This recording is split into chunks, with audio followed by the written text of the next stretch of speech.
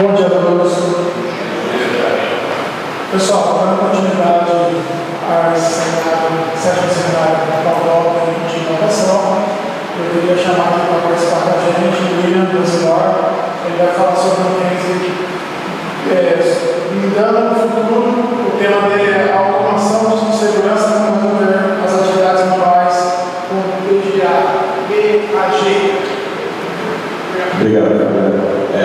Bom, se quiser colocar. Bom, gente, eu sou o William, sou especialista em segurança da Zilor. Vou dar uma overview aqui da companhia, tentar ler no perfil aí no LinkedIn. Se quiser me ligar para falar alguma coisa ou falar do caso. Aqui dando um overview da Zilor, como companhia. A Zilor é uma companhia que há 78 anos está trabalhando no tipo de cana-de-açúcar e os seus produtos derivados. Ela também tem uma outra unidade, tem duas unidades de negócio, a indústria, basicamente superetanol, e também a parte de energia. E tem a outra divisão, que é a origem, que é a mais parte de ingredientes, a alimentação humana e nutrição, food fit, que basicamente utilizam subprodutos ali da indústria para fazer a produção de produtos ali com a parte do food fit. Aqui dando um overview sobre as tecnologias, que a gente já tem, então na parte de automação, uma das pioneiras do Brasil, na parte de automação de processos industriais, o MES, que é um bom tempo, está em inglês. Também a gente tinha a parte de processos, automatizados, utilizando o SAP já tem um bom tempo, estava em inglês na década de 90. E o sistema Giatec, para fazer a parte de gestão industrial.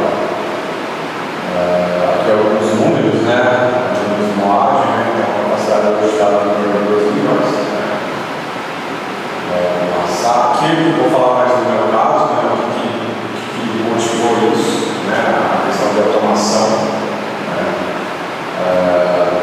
quais são os desafios, a questão do software, o que é o Airflow e as DEGs, como é que a gente começou a solução, como é que ela está hoje e os resultados que ela trouxe para a gente. Aqui dando um contexto, o que drivou isso, esse trabalho basicamente foi a questão da resposta a incidentes. Eu lá na área de segurança, a gente tem muitos incidentes e é fundamental para a área entender como responder incidentes de segurança. O segundo ponto, a parte da operação de software, a gente tem um software lá que ajuda a trazer a visão dos incidentes, tudo que a gente tem. Também ali com a viés de segurança defensiva. Então, se a gente automatiza o processo, a gente consegue dar uma maturidade maior no aspecto de segurança defensiva. Aqui dando um contexto dos desafios que a gente tinha ali relacionados a acidentes, a gente tinha um número gigantesco de alertas não tratados. Então, a gente tinha a parte do software ali, tinha números grandes que demandavam muito trabalho. A gente tinha muitas ações ali de respostas manuais. Então, por exemplo, se a gente tinha um incidente numa máquina, a gente teve que tomar uma ação manual na máquina, ligar a máquina, remover essa máquina da rede. Então, a gente bloqueava um usuário, bloqueava um acesso a delivery. Então, a gente tinha muitas ações manuais. E que reduzida é natural. É comum a gente trabalhar ali um pouco no limite. E a questão dos ciclos de ferramentas, quando a gente fala de segurança, a gente tem vários ciclos e eles é difícil ter uma comunicação entre eles, então a integração basicamente não existe. Eu pus algumas figurinhas, quem tem sabe que administrar esse caminhado de ferramentas de maneira individual é um trabalho.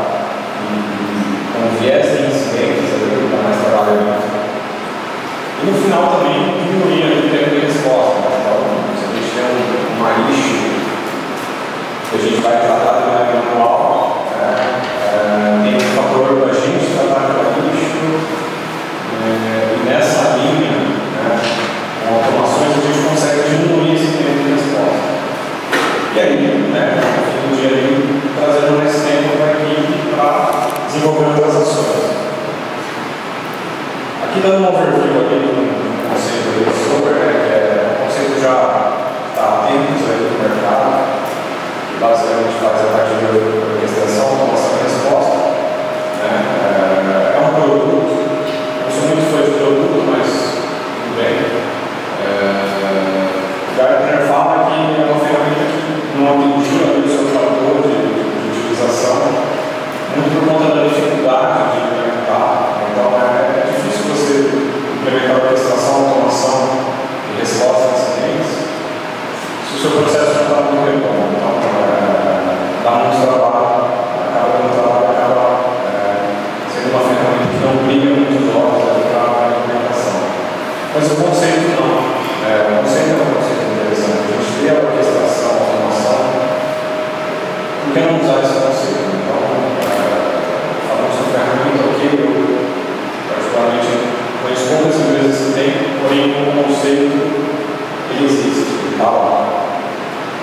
Aqui um pouquinho do início da solução, como eu falei, a ideia era automatizar a redução de incidentes, a gestão de incidentes, como é que a gente vai automaticar isso, como é que a gente vai reduzir isso. A gente tinha um caso ali no Força da PBN, basicamente a gente tinha um gigantesco de incidentes da PBN, de tentativas de acesso, e acessos em diversos locais, em diversos países, e o número de incidentes só subiu. Apesar de ser um caso grosseiro, e robotizado, não é nenhum ataque, como eu posso dizer, sofisticado, mas é um ataque que tem que ser tratado, e não dá para tratar de forma manual. A gente pensou, por que não dar um código em Python, dar um código em Python para consultar esses incidentes, e ali com a lógica de Python, tratar, trazer para a gente e tomar automação. A gente tinha pensado inicialmente, vamos olhar o código de Python, vamos colocar uma prova, hora de 5 minutos, uma prova no mínimo, vai lá, consulta e tudo bem. É uma situação, a gente pensou nisso inicialmente. Só que também quando a gente fala em incidentes, a gente tem que integrar com o ITSM para ter números. Então, acho que é legal a gente ter números de incidentes, porque, enfim, no dia a gente vai mostrar a liderança da quantidade de incidentes que a gente teve, como é que a gente está atuando. Então, tudo aquilo que a gente não tem números, a gente não consegue controlar. E uma das issues era integrar isso com o ITSM. E a gente cai na questão de a baixa Airflow. Airflow, eu vou dar um pouquinho de contexto do que ele é. É uma solução open source.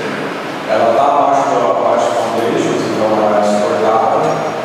Foi uma solução que foi desenvolvida dentro do Airbnb, engenheiros lá, por conta de um caso que eles tinham, e acabou tomando força e acabou entrando ali abaixo do projeto da Apache. Aqui dando um contexto, o que são os Airflows e as DECs, então basicamente a gente consegue construir e executar o workflows. Então voltando lá no incidente de brute force, se eu consigo buscar os incidentes, se eu consigo tratar eles com um workflow bem organizado, eu consigo colocar isso de forma automática. Basicamente constrói um exemplo, então o workflow rodando em si.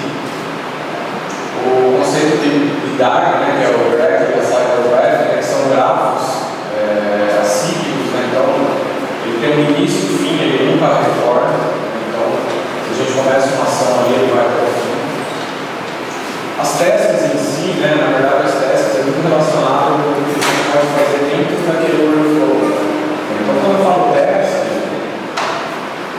voltando ali ao conceito de Python, tem a possibilidade de criar inúmeras tasks. Se tem um código em Python que vai mandar uma mensagem no Teams para o meu gerente, eu posso pôr numa task. Se eu tenho um código em Python, eu posso consultar se determinado endereço faz parte da nossa organização, eu posso colocar numa task. Aqui a gente tem algumas tasks, isso daqui é lá no ambiente nosso, então, por exemplo, a gente começou monitorando a questão de usuários, tudo que a gente tem de possam ser divergências dentro de ativos Linux,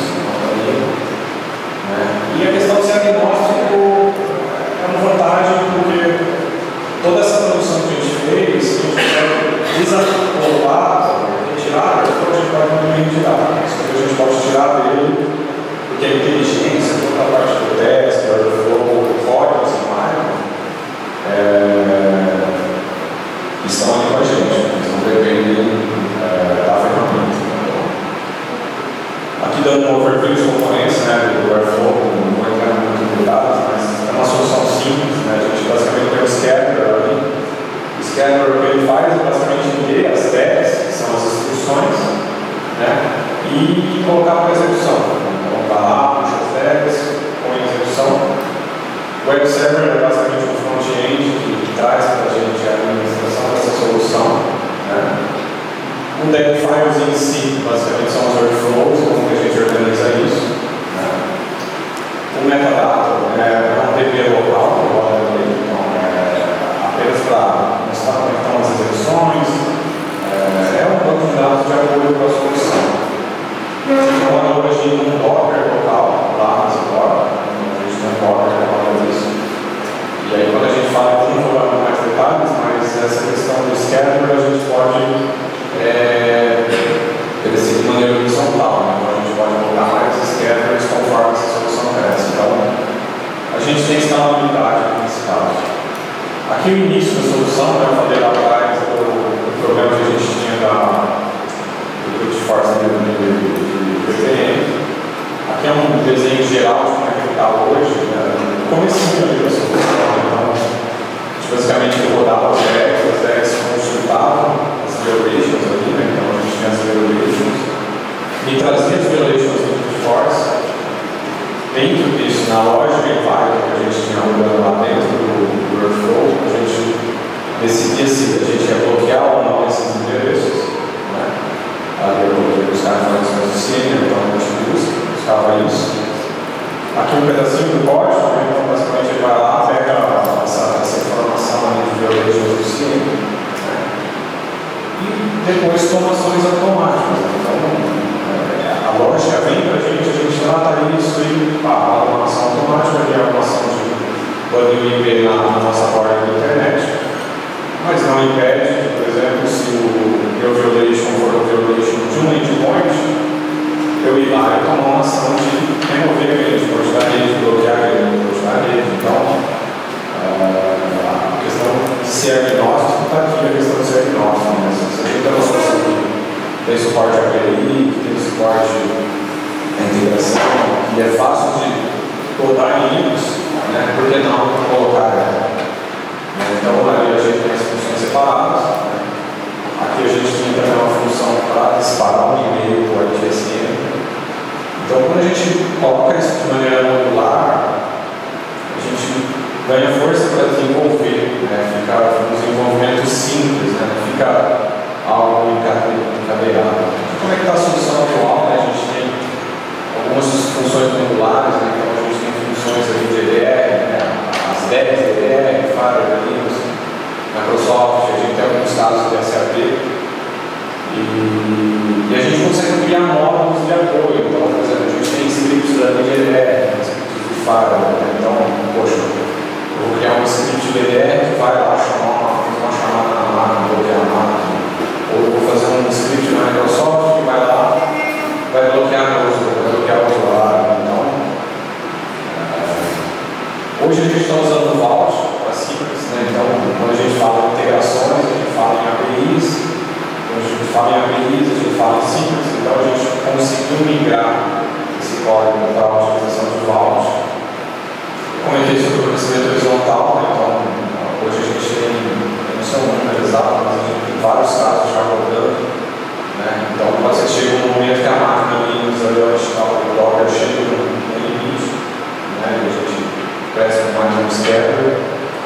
Hoje a gente está fazendo versionamento do código no GitHub, então todo esse código aqui está no GitHub, então é bom que a gente compartilhe entre a TI, né? Compartilhe entre as pessoas, então todo mundo tem acesso.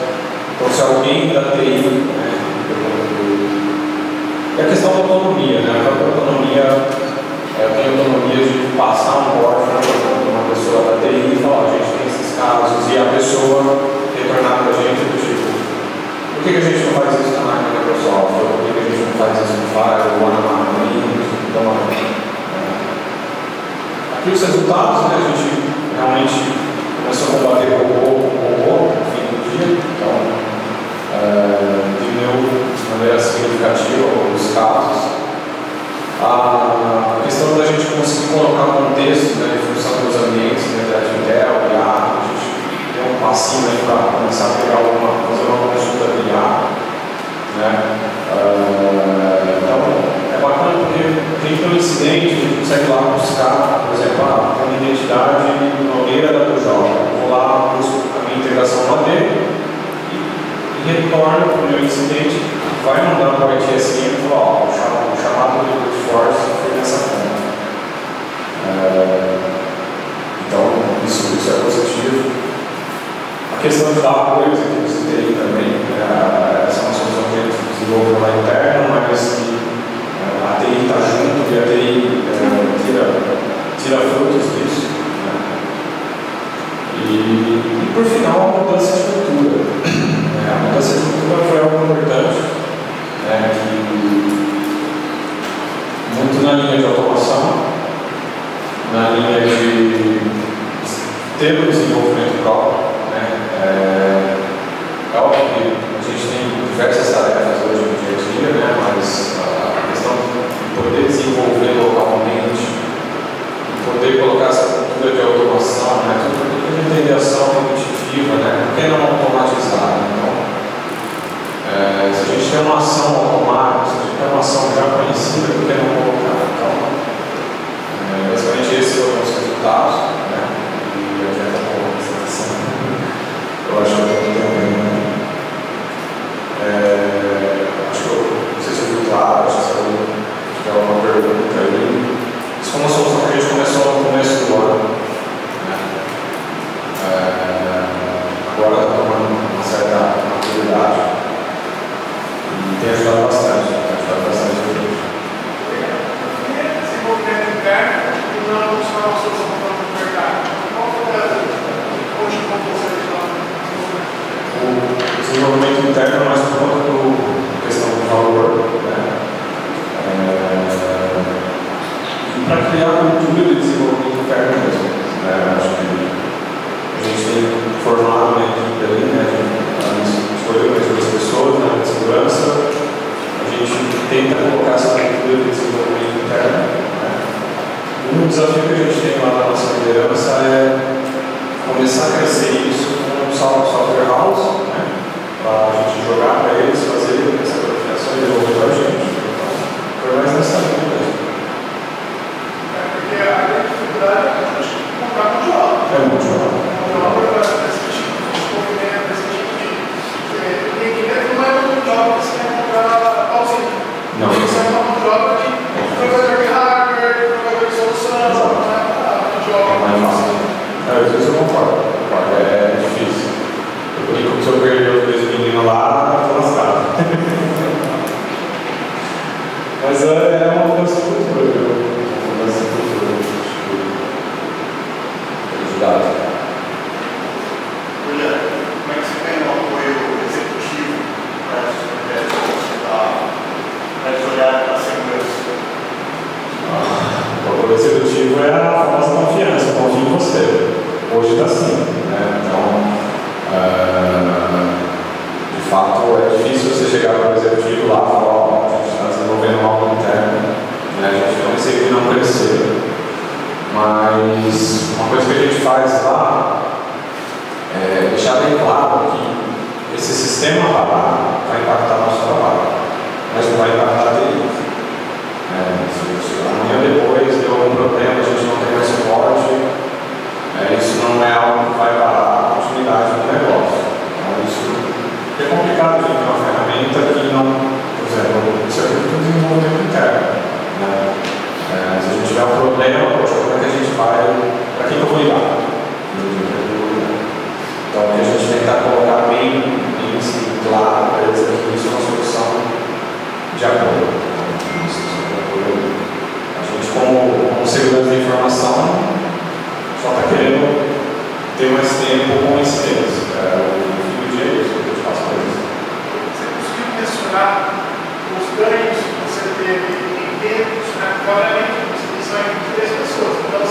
esse desenvolvimento do tempo para ser feito. Agora, em compensação, você está tendo um retorno desse tempo, você chegou de monitorar, capacitações, porque o profissional de capacitação está fazendo. Eu ainda não fiz, mas é uma provocação da liderança para fazer isso. Porque é válido. Você tem que converter lá e lá. Então, mas é algo que a gente, para quem está ali dentro, né, da lojinha, né, a gente sai do meio, fala, puxa, estou esperando um pouco mais, mas é legal ser verdade, né, concordo.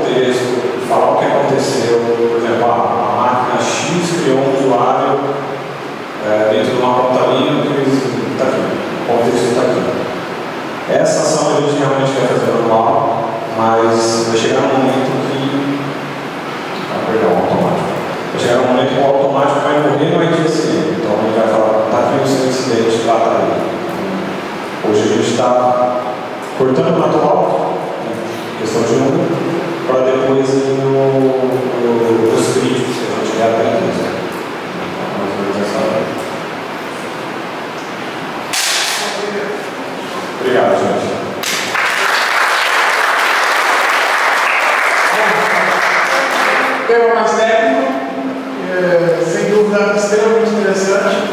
Dando continuidade, vamos falar um pouco sobre inteligência de vídeo para a detecção de incêndios. Então, vamos falar um pouco sobre utilização de inteligência artificial para resolver problemas de incêndios. Para isso que vai apresentar para a gente aqui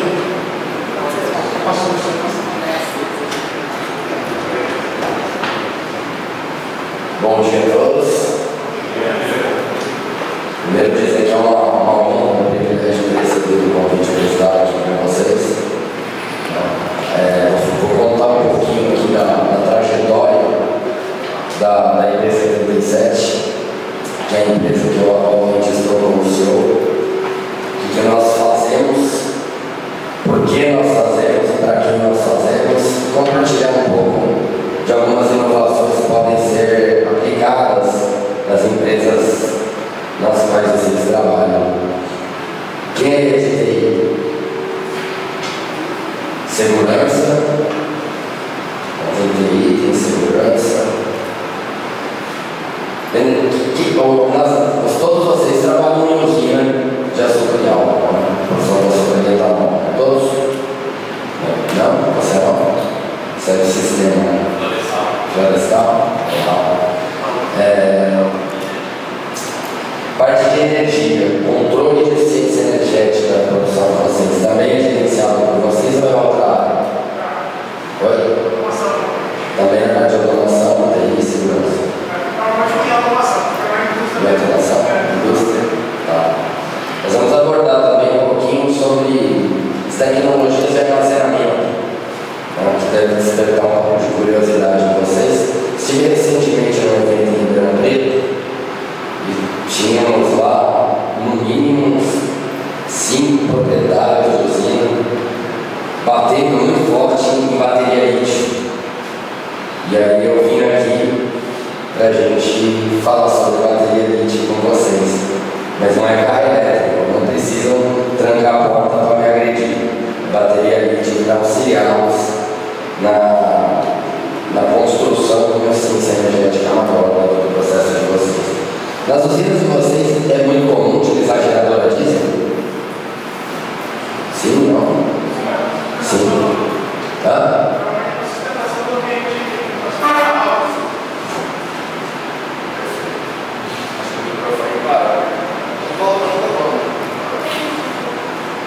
Dá para ouvir eu falando? Minha voz não é a melhor, mas dá para ouvir ou não? Tá? Tá, eu vou tentar gritar. A IP77 é uma empresa fundada há pouquíssimo tempo. Nós temos é uma empresa aproximadamente 1 ano e 5 meses. Ela foi criada como um fundo de investimento de uma conhecida empresa que atua no setor de agronegócio, né?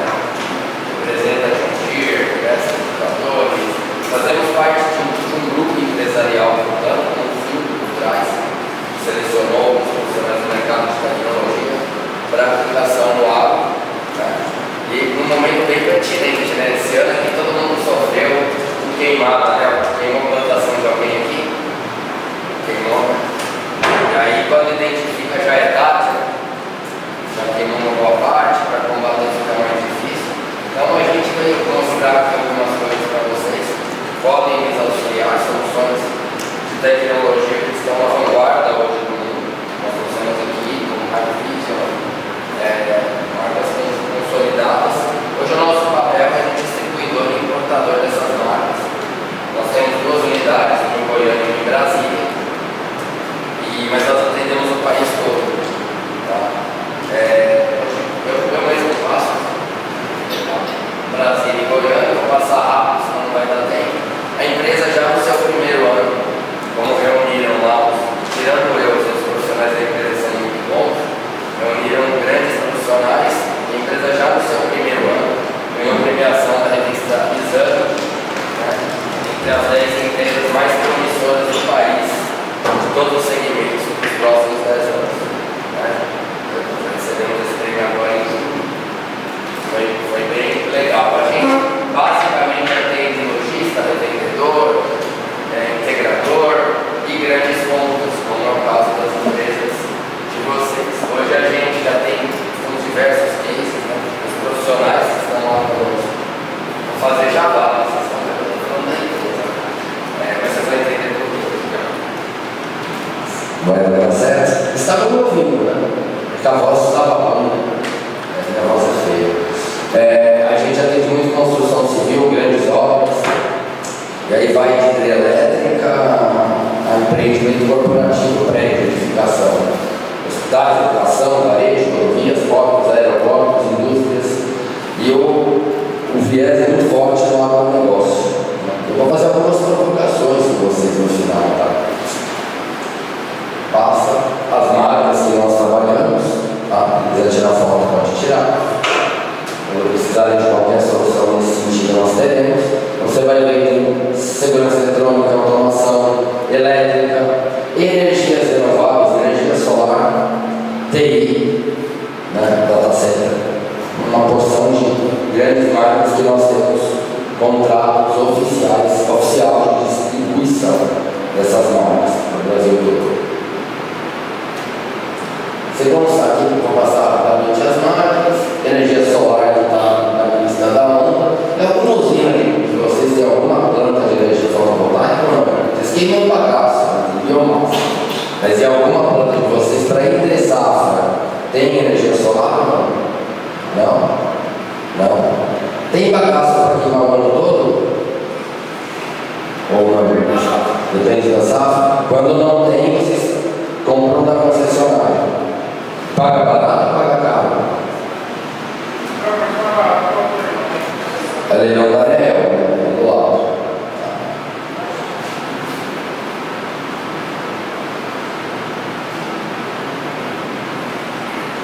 Coloca aqui no videozinho, vamos mostrar a câmera aqui.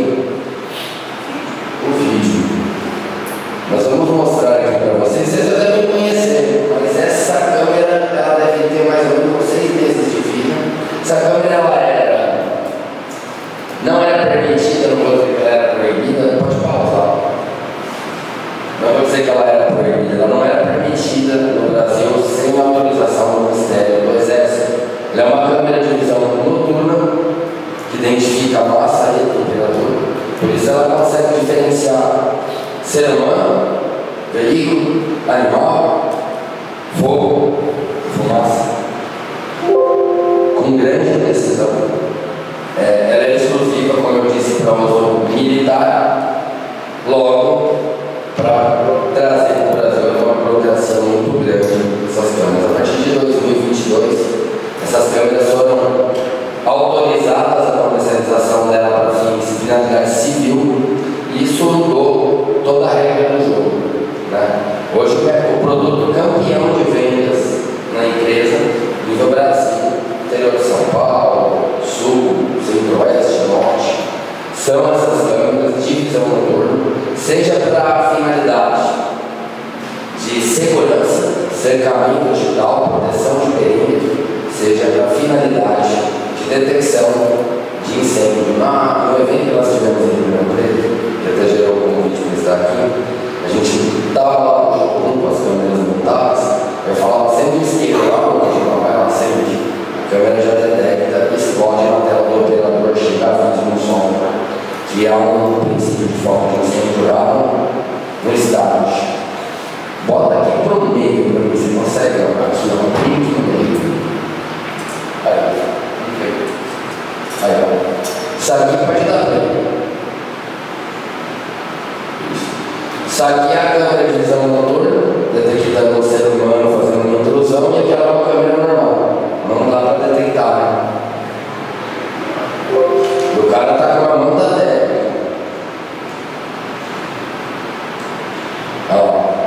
Vai pegar mais ou menos uns 150 metros. Quando ele passar pela linha virtual, vai detectar. A câmera normal, à noite, evidentemente vai gerar inúmeros espaços falsos, não vai conseguir detectar se é um animal, se é um ser humano, o que é. Já a câmera térmica vai embora. Essa câmera é usada para finalidade de proteção de perímetro. Ó, vocês têm muito problema com a proteção de perímetro do parque industrial de vocês? Fazenda, produção, não, tranquilo, não tem roubo, ninguém rouba adubo, fertilizante, nada, tranquilo? Essas câmeras a gente tem vendido muito para cercamento de área rural. A gente coloca uma a cada 200, 300 metros e cerca grandes áreas, seja indústrias que estão lá em área vulnerável, né, em área rural muito longe de rodovia, por exemplo, seja produção rural, não sei, acho que a maioria aqui é todo do interior de São Paulo, aqui é mais seguro, mas lá para a região centro-oeste, nordeste, norte, o índice de problemas é bastante grande. Então, com essas câmeras, que 2, 3 anos atrás custavam lá R$20 mil, uma câmera dessa, hoje custa R$3.500, R$3.600, R$3.600 cada uma, a gente tem conseguido contribuir bastante, tanto com a detecção antecipada de um foco de incêndio, quanto com a segurança perimetral. Aquele negócio de colocar fibra sensoriada acabou, né? Nós também temos o portfólio completo da Hikvision, que é líder mundial no segmento. 4 a cada 10 câmeras no mundo são da Hikvision. Pode parar o vídeo, pode fechar. Muito obrigado, Mirella. Pode colocar terceiro. Então, a Hikvision, como eu dizia, é líder mundial na parte de segurança. Ela vai ter câmeras de explosão, para caldeira. A gente tem um case numa usina aqui no interior de São Paulo. Eles precisaram de umas câmeras que antigamente a inspeção era humana para chegar naquele lugar. E era muito insalubre. Então a gente colocou uma câmera de explosão ali, num lugar bem sensível e resolveu. Então, viemos aqui mostrar para vocês o que precisar de olhos, nós estamos prontos para lhes atender, né? Para lhes orientar. E nós temos, dentro desse arcabouço de soluções que a gente fornece, essas câmeras, por exemplo, vocês viram aí, a gente tem um estoque bastante alto, né, no Brasil. Elas têm deep learning, então elas têm um cenário de aprendizagem profunda, um IA, para entender o que é cenário. Ela vai aprendendo no sistema. Tipo, por que um ser humano passa aqui nesse horário, tem que passar naquele? Ela consegue identificar situações fora de uma rotina de normalidade. Tudo bem? Através do software VMS que está acoplado com ela. Que é legal, essas câmeras hoje, o processamento dela é na câmera. Não é mais só o software, você tem que ter um servidor muito robusto para ficar processando esses analíticos, dava muita falha. Hoje o sistema amadureceu muito, né? Reconhecimento facial, térmica, visão noturna. Não é aquele infravermelho, vocês perceberam? Uma câmera com lente de mercúrio, diferente. Tá? A mesma utilizada nas guerras pelos soldados. Vocês veem aí que ela fica verde, legal, mas é a mesma tecnologia. Tudo bem? Vou colocar aqui para vocês agora uma dúvida em relação à questão de segurança, ou vocês já conheciam isso, vim aqui falar mais do mesmo, vocês já têm isso implantado ou não?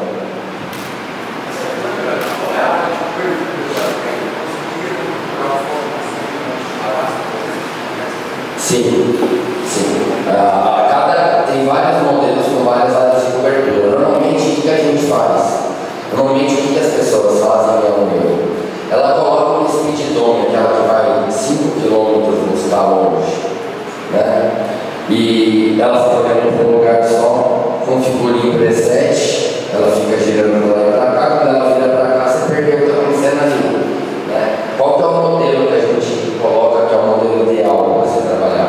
Coloca a câmera de lente fixa e um ou duas speedometers naquela área de cobertura. Quando a câmera de lente fixa detecta um foco de incêndio ou uma intrusão, aí a speedometer vai buscar aquele ponto via software, né? Qual a área de cobertura? Essa câmera aqui, ela tem uma área de cobertura do quanto ela conseguir ver. Imagine o olho humano, você para no alto de uma montanha e você consegue ver quanto? É isso que a câmera vai ver.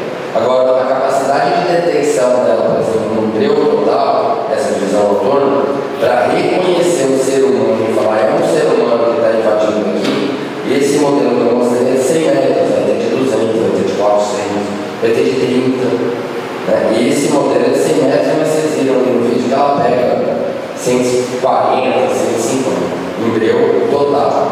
Para foco de incêndio é a mesma coisa. Você vai ter uma coloração diferente no sistema e, evidentemente, você vai conseguir, o sistema vai conseguir identificar que a variação da temperatura ali é anormal, que é um foco de incêndio. A qualquer distância, se ela estiver enxergando assim, que ela vai conseguir classificar por cores qual é a temperatura que está ali. A qualquer distância, desde que ele esteja vindo. Aí tem que buscar mais precisão. Então é possível monitorar lá onde vocês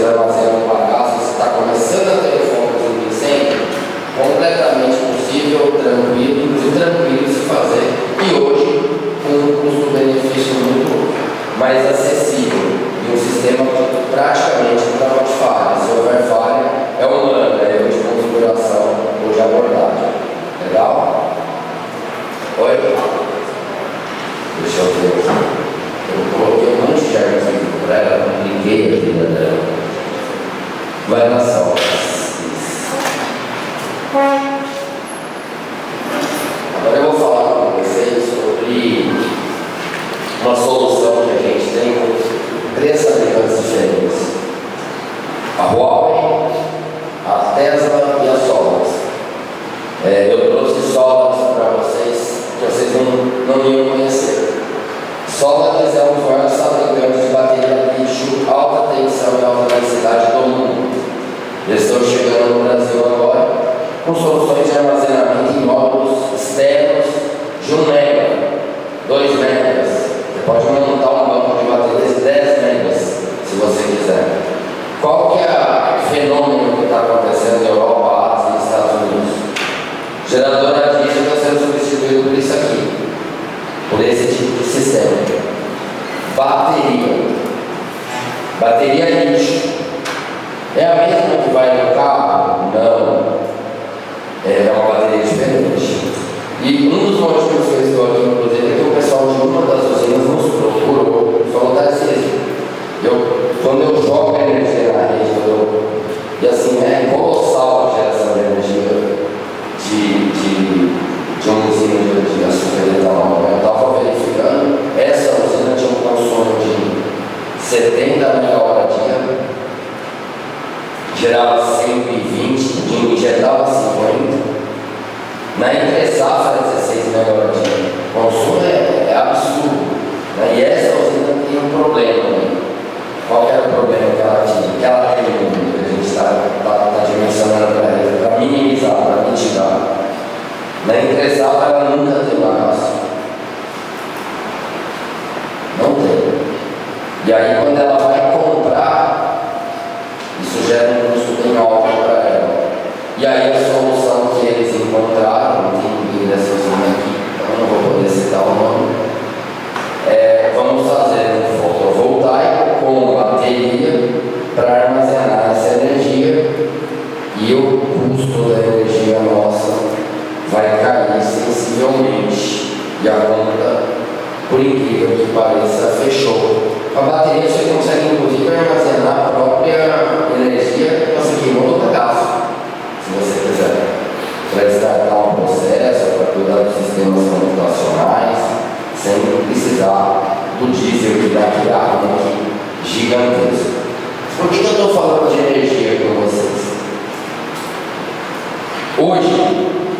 Hoje, a principal classificação do segmento que nós estamos aqui reunidos, nós nos classificamos como bioenergia. Pode olhar o nome, na maioria das empresas, tem lá no final bioenergia. Nós viramos no setor, antigamente podia chamar de superpoder, ainda pode? Pode. Nós viramos uma empresa de energia, porque o etanol também é energia.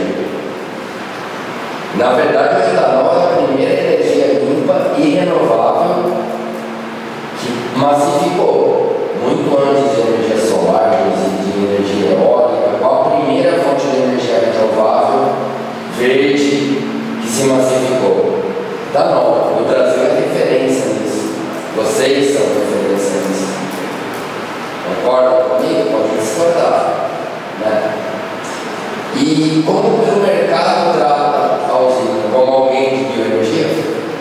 Nós nos classificamos como bioenergia, mas o mercado como um todo, a sociedade civil, trata a gente como alguém que polui, como alguém que queima. Como a gente está gerando emprego, a gente está trabalhando em energia verde e renovável, e estamos usando modelos que nós fazemos lá há 40 anos atrás, quando tinha que queimar a palha da cana para cortar.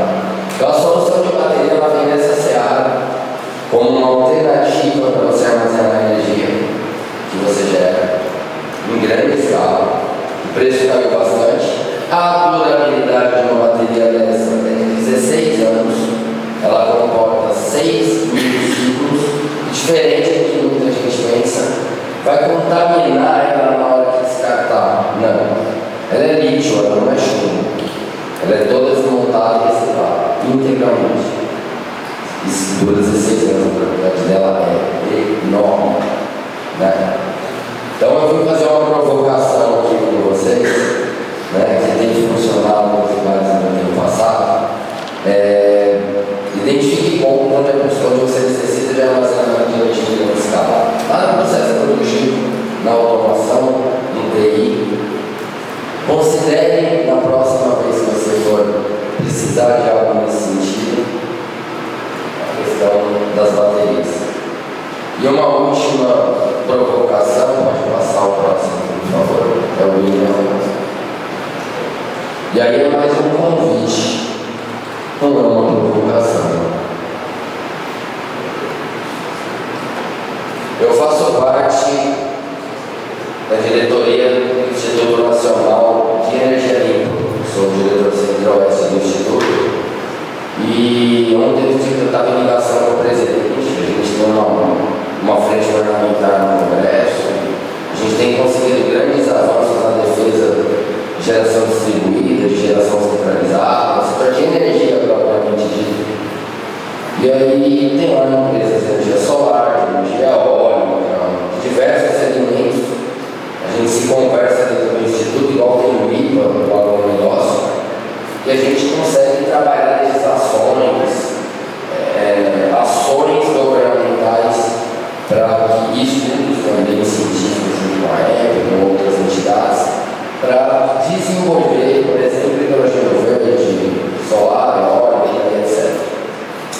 E eu notei que, além de não ter nenhuma empresa de bioenergia, de biomassa, de usina dentro do Instituto, colocando suas ponderações, e aí o pessoal do carro elétrico está colocando essas ponderações, tem um monte de incentivo, tem um monte de situação que atrapalha a economia brasileira.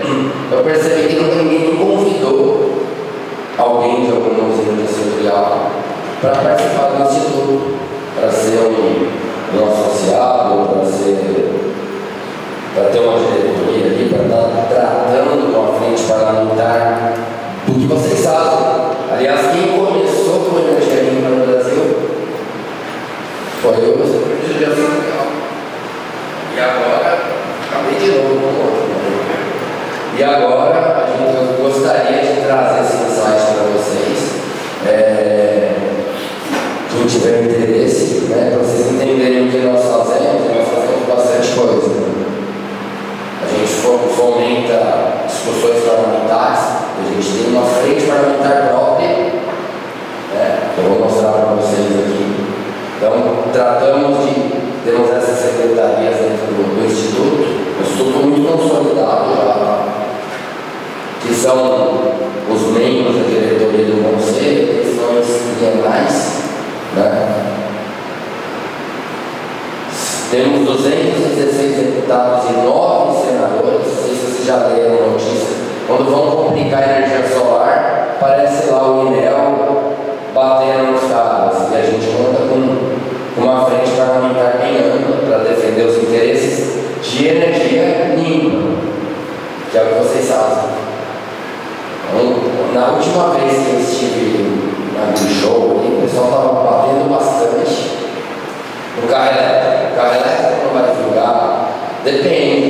Se a gente não tiver um trabalho para ter uma valorização de política pública para o setor de bioenergia, de etanol, do lado de lá tem gente puxando a corda para ter subsídio.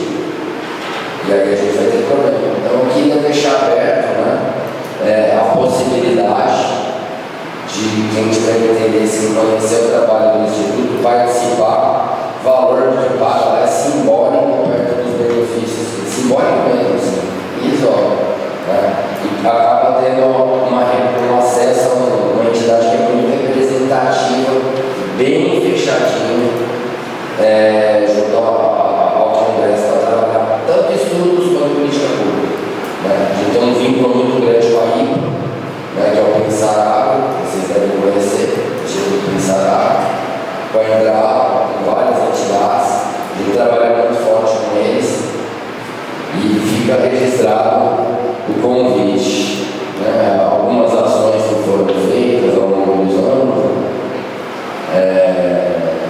Aqui o dia que aprovou a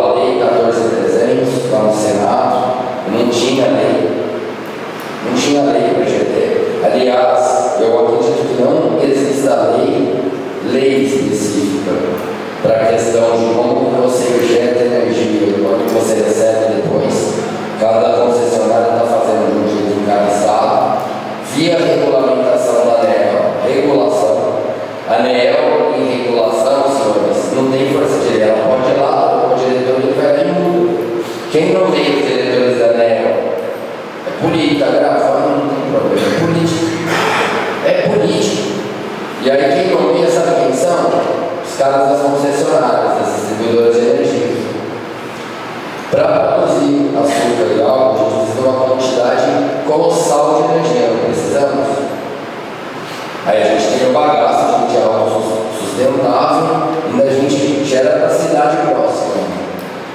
Só que quando não tem bagaço, quando eu preciso partir amônia, já teve alguém que foi multado para partir amônia aqui? Não.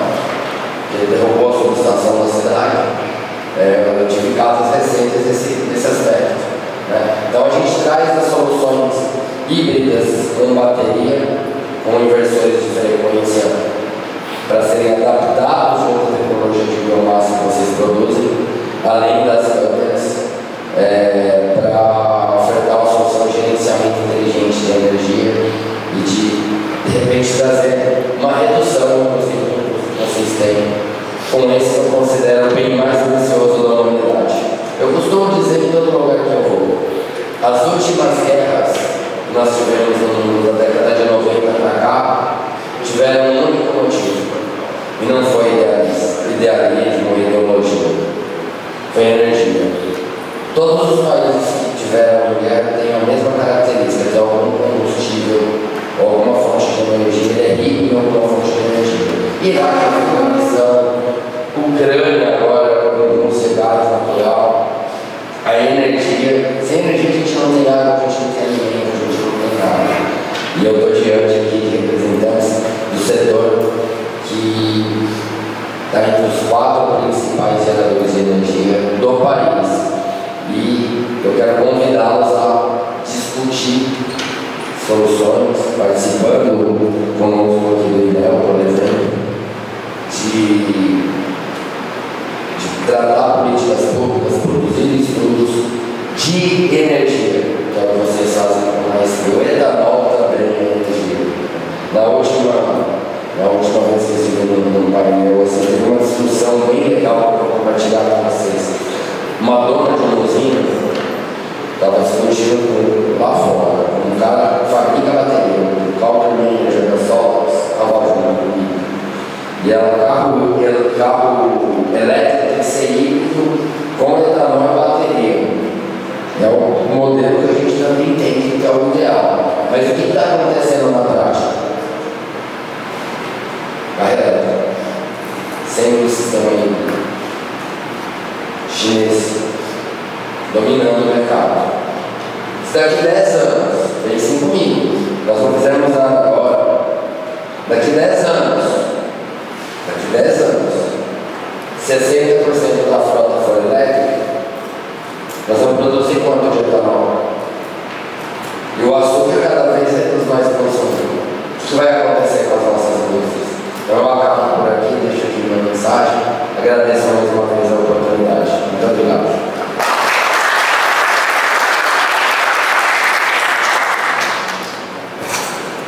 Agradecer aí o Francisco pela apresentação. E aí, dando continuidade, vamos chamar a Cláudia, nossa amiga de velha guarda aqui de Europa, e o Pedro para falar um pouco sobre lidando futuro, segurança e continuidade entre as ameaças digitais.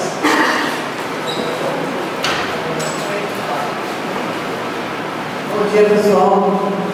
Quero agradecer mais uma vez aí o convite da Europa. Alguns de vocês já me conhecem, de seminários, de congressos.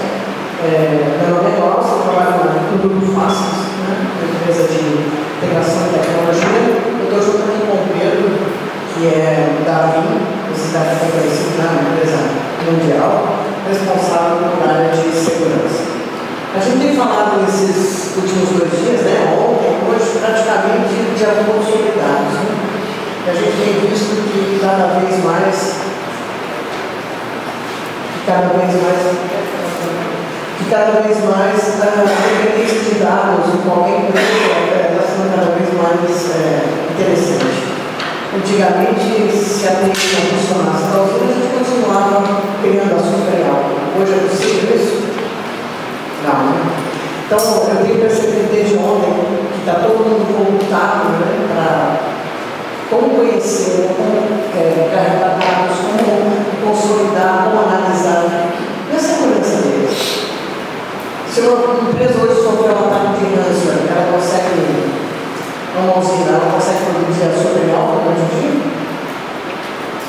não mais, né? E como é que está essa preocupação, né, nas usinas? A gente vê a preocupação em elevar o nível de eficiência, em melhorar uma série de coisas, né? E como é que está a parte de segurança? O William, né, parabéns, o William da Brasil, fez um trabalho bastante interessante, né, de detecção, mas será que a detecção só funciona? Qual é o salvaguarda que a gente tem hoje? Backup. Backup é uma solução sua, é a última alternativa, às vezes, infelizmente, é a primeira, dependendo do tipo de ataque que você tem. Em contrapartida, ele é o primeiro alvo do hacker. O hacker, quando entra na sua localização, entra lá em cima, a primeira coisa que ele vai procurar é o backup. Para destruir o seu backup, para depois começar a destruir o resto. Esse é o primeiro alvo. Né? Então, a ideia nossa aqui hoje, no primeiro, é mostrar um pouco do que tem aqui fora de tecnologia, né, sobre o backup. Mas a ideia do backup não é só uma ferramenta. Existe uma coisa mais importante do que a ferramenta, que são as políticas de segurança. Não adianta você comprar uma ferramenta de backup e começar a backupear. Quais são as suas políticas de segurança? Quais são as suas políticas de retenção? Qual é o controle de continuidade da sua empresa? Como é que você volta esse backup? Você volta agora e acabou? Existe um comitê que decide se vai parar tudo, se vai montar um backup? Como é que funciona isso? Não é simplesmente pegar o backup, copiar e guardar em algum lugar. Né? Ou geralmente, como acontecia antigamente, né? Salvava um monte de fita e não usava para casa, não é assim? Né? Então, a ideia hoje é a gente apresentar um pouco para vocês, tá? Sobre o VIM, né? Uma ferramenta mundialmente conhecida para a área de mercados e políticas de segurança. E mostrar para vocês o que é possível ser feito, tá? Para que toda essa parte de inteligência artificial analítica de vocês realmente funcione e que esteja protegida aí não só como uma invasão, mas até como uma distribuição desses dados aí, como o LGPD, como o mundo da parte cibernética. Então essa é a nossa intenção hoje, né? Pessoal, bom dia. Bom dia, obrigado por vir com vocês, obrigado pelo convite, Glaucia. Meu nome é Pedro Marques, eu sou gerente de compras da VIM, atendo o setor de bioenergia. Então, para mim é bem importante, mais do que falar aqui sobre as nossas soluções, para quem para ouvir, né, ontem a gente ouviu bastante falar sobre dados, sobre as tendências de vocês, as dores de vocês, para conectar o negócio de vocês com as nossas soluções. Gosto falou bastante, não sei se todo mundo aqui conhece a VIM, não sei se conhece a VIM, alguém não conhece a VIM, não conhece, legal. A VIM é uma empresa, uma fabricante de software de proteção de dados. O que a gente faz basicamente é copiar um dado corporativo seu, seja um e-mail, ARP, qualquer dado corporativo que vocês tenham, armazenar ele em um local seguro para, se vocês tiverem um problema, um desastre, conseguir recuperar esse dado de forma mais rápida possível do negócio. E a gente vê, justamente, conectando aqui que a Glaucia falou, que esse mercado mudou bastante. Antes, o backup era só uma guarda de um arquivo. Eu queria ter um backup e eu queria deixar um arquivo lá, para se eu precisasse, eu recuperar ele. Hoje, a gente faz parte de um plano de continuidade de negócio, por exemplo, no segmento de vocês, né? Muita gente compara com o seguro do carro, né? Eu pago para nunca poder usá-lo. Eu acho diferente, né? Eu estava conversando com um amigo meu que é paraquedista, e perguntei, isso primeiro paraquedas não abrir? O segundo, isso o segundo não abrir? Ele falou, vai abrir. Então você tem que confiar plenamente no seu paraquedas reserva, no seu backup, para que se toda a sua estratégia de segurança der errado, a gente conseguir recuperar isso mais rápido, da forma mais rápida possível. Então, a gente primeiro, esses são os temas que a gente vai conversar aqui, né? Primeiro falar sobre os impactos da continuidade de negócio no setor, alguns pontos ali que a gente ligou como importantes, algumas tendências de proteção de dados, estratégia, o que a gente recomenda de boas práticas sobre proteção de dados, depois falar sobre a vida, tá? Bom, primeiro sobre a quantidade de negócio no setor de vocês, né?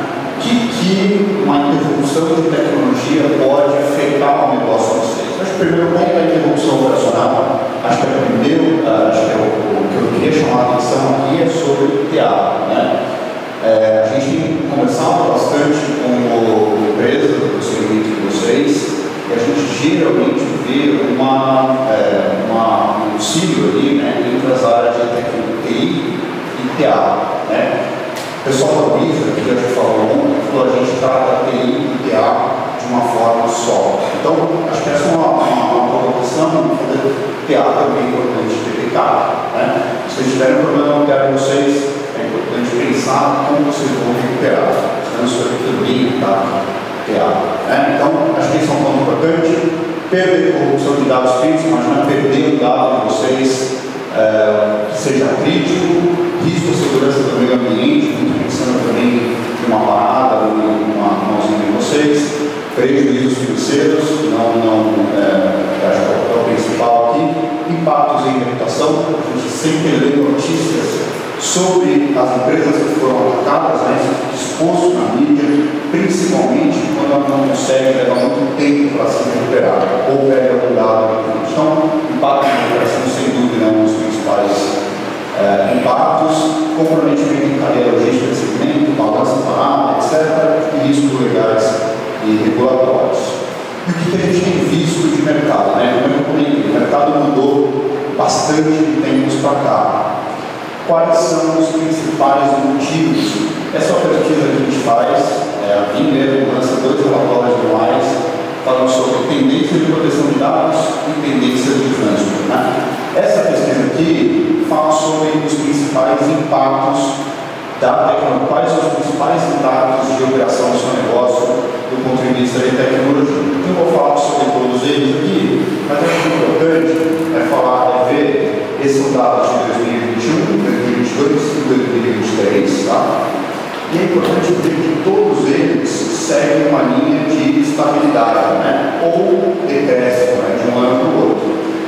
Eu queria chamar 2 pontos, atenção para 2 pontos aqui. Primeiro, desastre natural. Né? Desastre natural não tinha nenhum impacto em 2021 e 2022. 2023 subiu para 6%. Né? Tivemos as queimadas, tivemos as enchentes no Rio Grande do Sul, afetou várias empresas do segmento, e eles só conseguiram se recuperar porque eles tinham uma estratégia bem redonda ali para se recuperar em algum local, pensando em desastre natural. E o principal ponto, que é algo que a gente vai falar bastante aqui, é sobre eventos cibernéticos, né, de segurança. Então, o ransomware, né, o eventos de segurança mudaram a forma que uma empresa, que uma fabricante de software tem que se portar. Então, vamos falar um pouquinho mais sobre ransomware. Aqui é um relatório, né, o segundo relatório que a VIM lança anualmente, tá? Falando especificamente sobre ransomware. E o que esse relatório diz, esse relatório de 2024 diz? Primeiro, 75% das empresas foram atacadas em 2023. Não é aquela velha história. Não é se, é quando, não é alarmismo, é dado. Os dados mostram para a gente que isso vai acontecer em alguma hora. Um ponto importante aqui que a Glaucia comentou. Qual é o comportamento de um atacante, né? Qual é o comportamento de um alvo? Ele sempre vai entrar no teu ambiente, vai procurar os seus backups, vai criptografar os seus backups, vai atacar os seus backups, justamente para, quando ele criptografar os seus dados de proteção, vai estar 100% na mão dele. Então, quase 100% dos ataques hoje que a gente vê, eles miram também os arquivos que você tem na backup. E o terceiro ponto é, não adianta nada eu pegar alguém, vou proteger esses meus dados, vou pegar uma fita, vou mandar lá para Manaus, dentro de um cofre, etc. Quando eu precisar me recuperar, em quanto tempo eu consigo devolver esse dado para o meu negócio? Então é sempre importante pensar na segurança do dado que você tem ali recapeado e na velocidade que você consegue trazer esse dado de novo para o negócio. Esse é um ponto importante, né? O ransomware veio, se você olhar o backup é responsabilidade de TI ou de segurança de informação. Ele sempre foi, historicamente, responsabilidade de TI. Só que quem quer responsabilidade de continuidade de negócios, ransomware, eventos cibernéticos, SI. Então, o que a gente perguntou é: vocês acham que, para as empresas pesquisadas, que há alguma oportunidade de integração, melhor integração entre os times de TI e segurança da informação? E 99% dos entrevistados disseram que sim, temos oportunidades, precisamos melhorar a integração entre os dois times. E a gente perguntou por que eles não estão integrados hoje. E o principal ponto foi o gap, uma falta de integração tecnológica, que de verdade é mais fácil de se resolver. Então, as tecnologias hoje de segurança de informação e de backup não estão integradas. Bom, continuando aqui, a gente vai falar sobre como é que é o comportamento de um ataque de ransomware. Então, muita gente acha que um ataque é feito em 15 dias, uma semana, um mês, 2 meses, mas na verdade o comportamento de um ataque demora muito tempo. Primeiro o atacante vai observar o seu ambiente, então uma fase de observação do seu ambiente, analisar o que você tem de tecnologia, o que você tem de processo. Depois ele vai te mandar um e-mail lá com o phishing, depois que ele olhar o seu ambiente, ele vai te mandar um e-mail com o phishing para conseguir te pescar o usuário. Depois que ele entrou no teu ambiente, ele vai estabelecer uma base de operação dentro do seu ambiente, vai deixar com que esse próprio acesso dele seja redundante, então que não caia, que não perca aquele acesso. Seguindo, ele vai começar a se lateralizar, ele vai conseguir começar a se espalhar no seu ambiente e ganhar outros níveis de acesso que ele não tinha antes. Aqui ele vai, ganhei acesso a todos os meus ambientes que eu quero. Agora eu vou olhar para o backup. Como que essa empresa vai se proteger? Como ela vai se recuperar? Então aí, começa a olhar para as capacidades de recuperação do seu ambiente e vai atacar as capacidades de recuperação. Aqui a gente está falando de backup. Vai lá criptografar os seus backups. E por fim, ele declara criptografa os seus dados, sequestra os seus dados e pede um resgate. Qual que é o ponto aqui? A gente tem, desde o começo do ataque, a gente tem indícios de que esse cara está dentro do meu ambiente. E desde o começo, a gente tem pontos de backup em todos os pontos. Então, como que a gente consegue se organizar para, dentro dos backups, olhar para ver se tem algum ponto que sirva de alerta para a gente de algum comportamento suspeito, tá? Quando a gente falou de comportamento aqui de ataques cibernéticos, vamos falar sobre como é que é o processo de recuperação. Sempre é na sexta-feira, véspera de feriado, para acabar com o seu final de semana, para acabar com o seu almoço de família. Então, ele vai te atacar na sexta-feira, feriado prolongado. O que você tem que fazer? Determinar a desculpa ali do que foi atacado, quais operações estão afetadas, o que eu preciso me recuperar primeiro. Ativar um plano de resposta ao incidente, e fica a questão, fica a colocação. Todos têm um plano de resposta ao incidente para esse tipo de evento.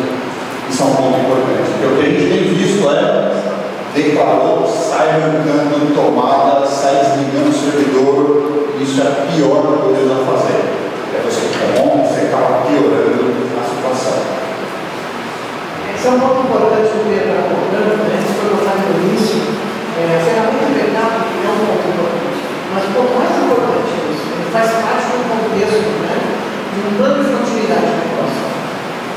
A gente tem, tem vários focos, vários nichos, eu vou cuidar de ataques, eu vou cuidar de TI, eu vou cuidar de tudo cuida. Que compreende a parte de continuidade de negócio. Então, o Pedro está falando exatamente isso,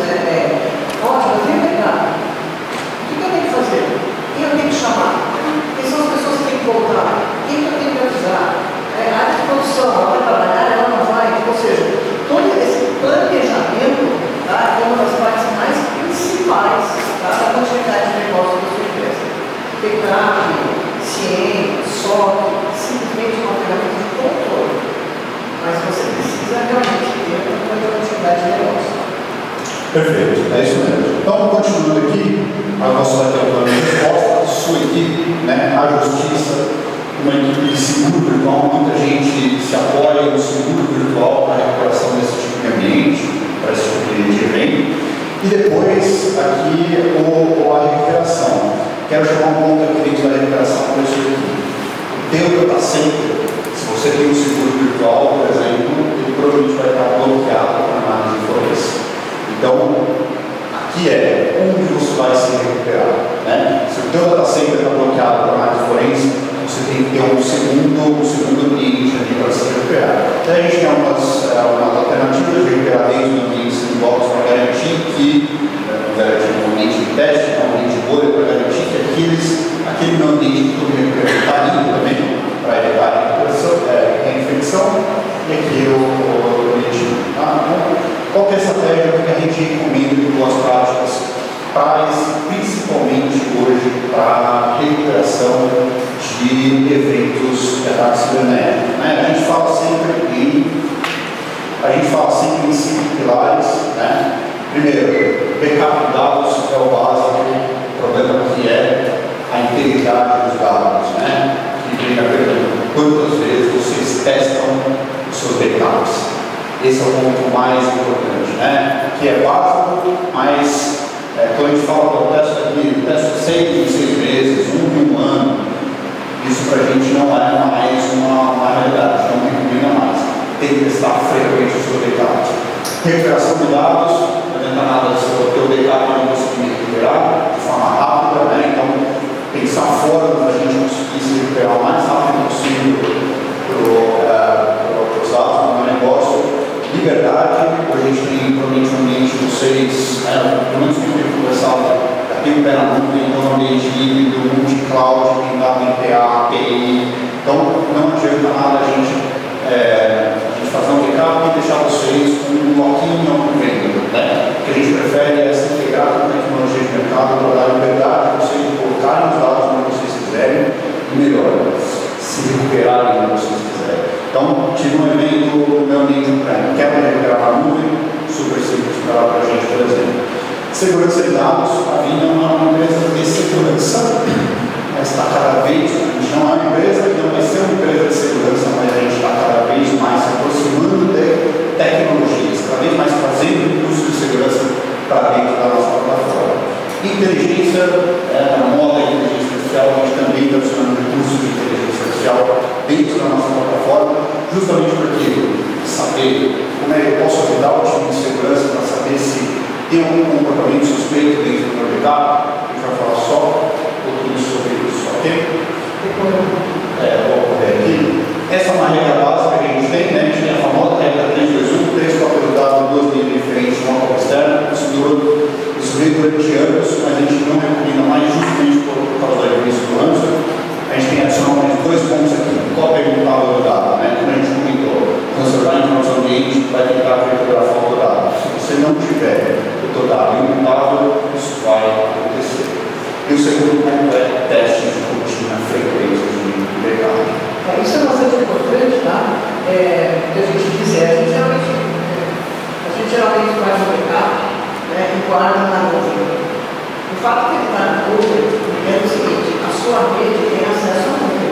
Se um hacker entrar, ele vai descobrir esse backup na nuvem. Ele pode entrar em criptografar. O fato de estar na nuvem não significa que você está seguro. Só vai estar seguro se você tiver uma nuvem e essa cópia desse backup for imutável. Se você não for imutável, não adianta. O hacker vai entrar lá, vai criptografar o seu lado. Então, a vantagem de uma ferramenta que consegue fazer uma backup imutável é bastante importante. Você fala, esse backup é imutável. Eu faço esse backup, deixo lá e digo, por um ano ninguém pode deletar, ninguém pode fazer nada, ninguém consegue realmente acessar aquela informação. Então, isso é o mais importante hoje. Backup somente na nuvem não adianta. Perfeito. Essa é uma arquitetura que a gente montou para o cliente nosso, né? Eu queria chamar atenção aqui só para 2 pontos, pensando na arquitetura híbrida, então tem cada unidade aqui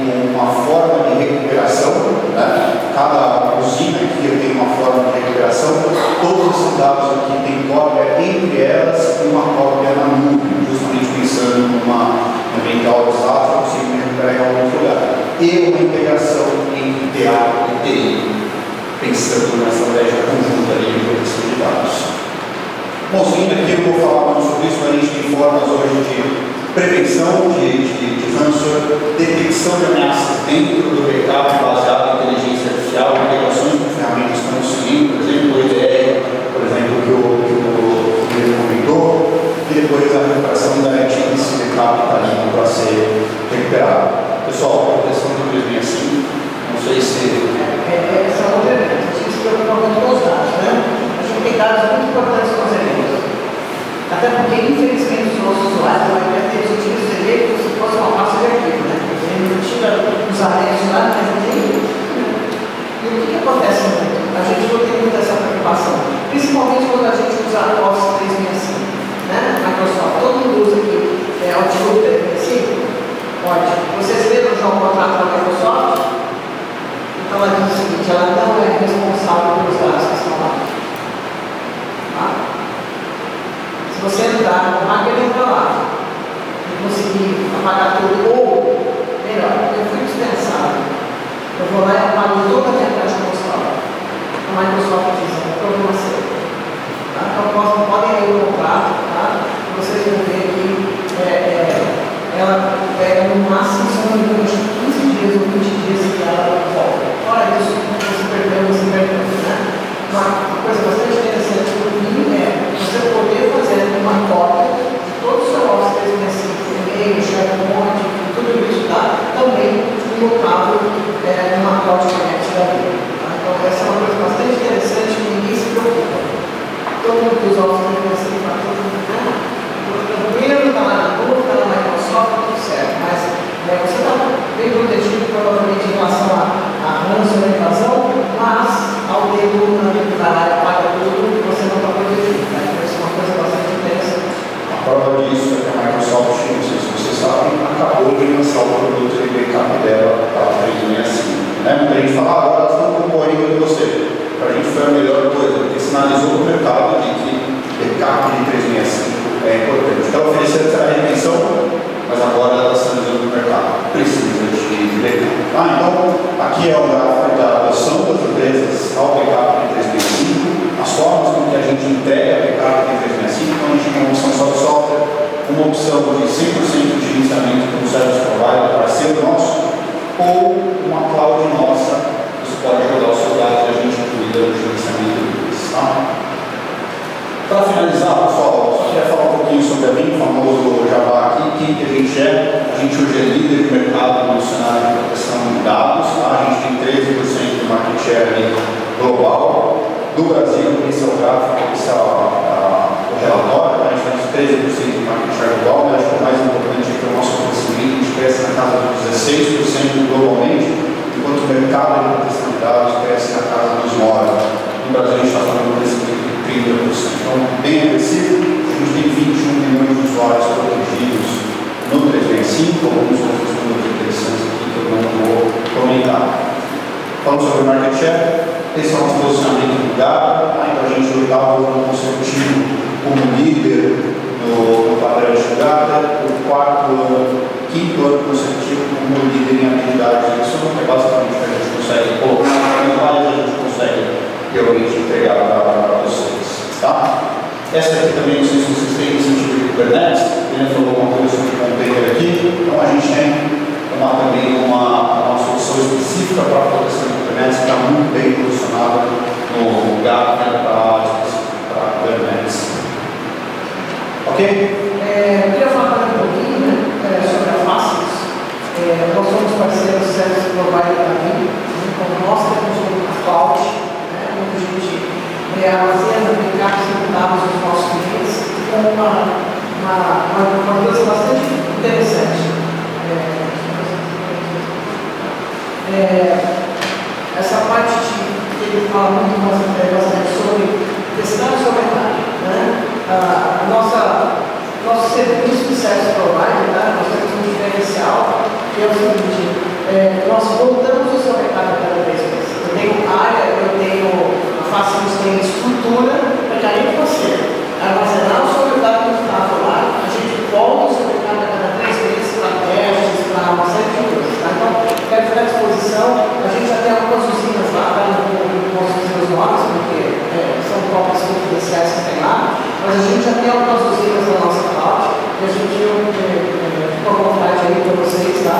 eles serem mais próximos. Junto com a Bíblia, a gente tem aqui uma missão bastante interessante de realmente tentar ajudar os clientes a blindar, né, a segurança do cada. Eu agradeço a todos aí, mais uma vez, obrigado, Dó, obrigado, Gabriela. Até uma Obrigado, pessoal. Tchau.